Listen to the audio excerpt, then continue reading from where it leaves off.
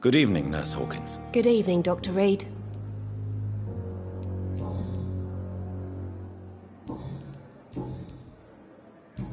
Goodbye, Nurse Hawkins.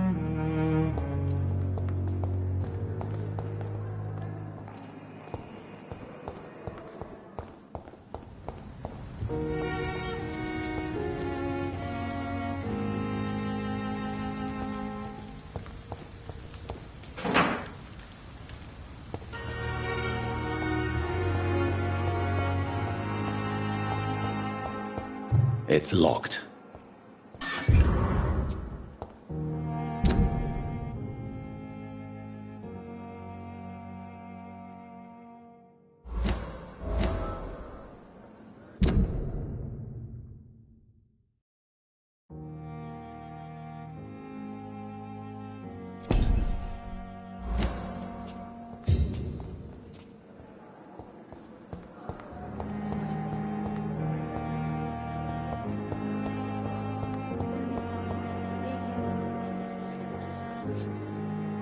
Good evening, Nurse Hawkins. Good evening, Dr. Reed. Pepper, are you sure you want to leave this hospital? To become a nurse was a little girl's dream. But in the end, I don't feel that useful.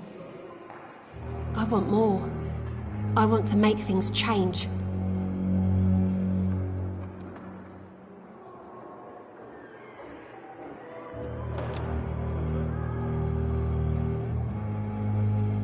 You should be proud of what you've achieved.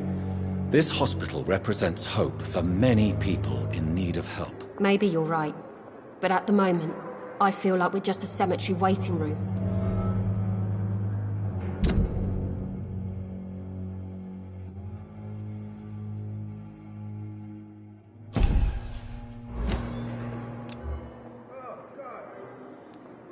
What steps are you prepared to take to feel more useful? I don't... My sister believes that the real fight is in the streets nowadays. Maybe she's right. Maybe this is what I must do. And what about Milton Hooks? Does he share your point of view? For Milton, any change means more comfort and more peace. I disagree. If you feel that saving lives is not useful enough, perhaps it means that you've lost faith. On the contrary, my faith has never been stronger. Maybe we are all just too proud to face up to the fact that science cannot compete with God.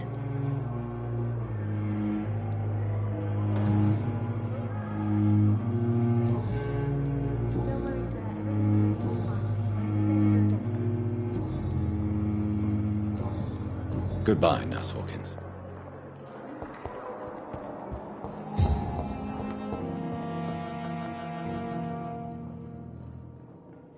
I will not let you down, my boy.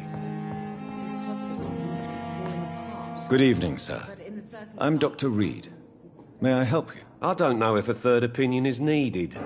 Your colleagues are already arguing about my condition. I see. Would you mind telling me more about your situation? I'm Harvey Fiddick.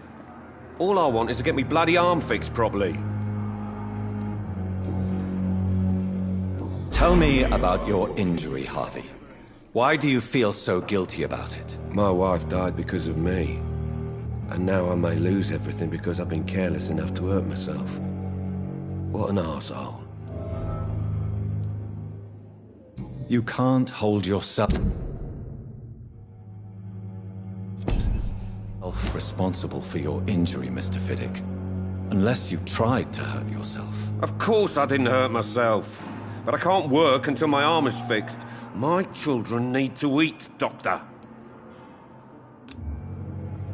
Is there anything else that's bothering you? Can I help in any way? I'm all right. Considering the state of this place, I should consider myself lucky, I guess.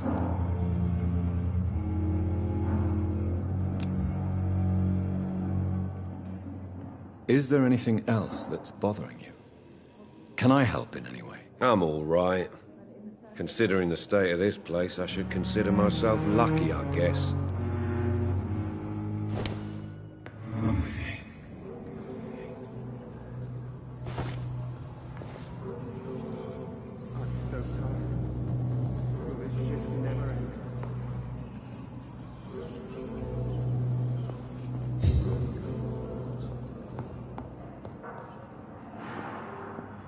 hospital seems to be falling apart.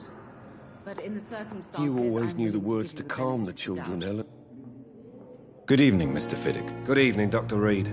Any news about my operation?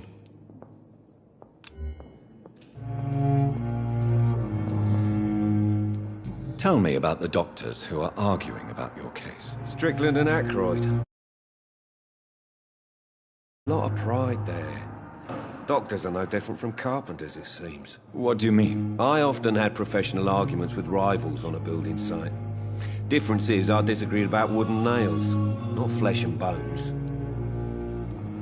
Are you satisfied with your treatment here? Well, it's clear that I've chosen a bad time to be injured. Forgive my bluntness, but you seem overwhelmed by cases of the flu. I won't lie to you about it. I'm afraid we are. Are you sure you don't want to operate yourself, Dr. Reed? I have the feeling you're very capable. And your colleagues seem to think so too. In other circumstances, you would be right. But for now, I don't think I can take on the responsibility. My apologies. Tell me about yourself, Mr. Fiddick. I'm just a regular guy waiting to get his arm fixed, so I can return to work and to my family. I was more curious about what you were doing before being hospitalized. I'm a carpenter, and a good one too. But that means I need both arms to feed my family, Dr. Reed.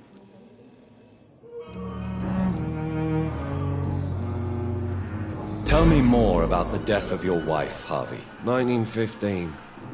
I was in the army, building workshops for the Royal Flying Corps.